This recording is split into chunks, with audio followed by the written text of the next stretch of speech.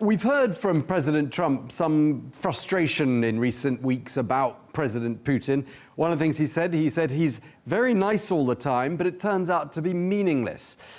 What do you think is going to be different on Friday? It's going to be very interesting because there are a number of areas that remain in dispute,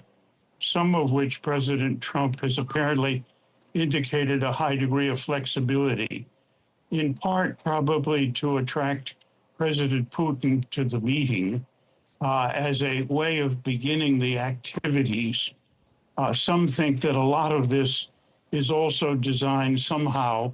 to relieve the pressure on the White House of the Epstein issues, which are an entirely different question, but it is often part of the practice in the White House to create or pursue other questions, to mask or push away questions they don't wish to have discussed. But this one has replete with areas of differences over territory, differences over NATO membership, difference over President Zelensky's attendance, differences over the evacuation of forces from the disputed territories, differences over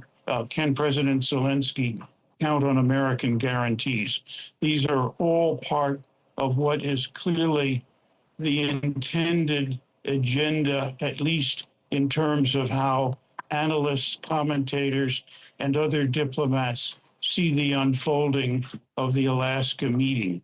We do not have yet clear indications from what are leaked briefings beyond those particular issues, except deep concern in Europe that President Trump has apparently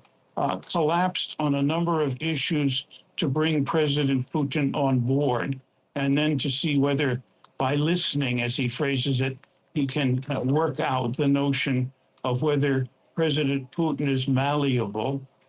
in a negotiated outcome, and whether he can, among other things, bring President Zelensky and or the Europeans into the framework in some way.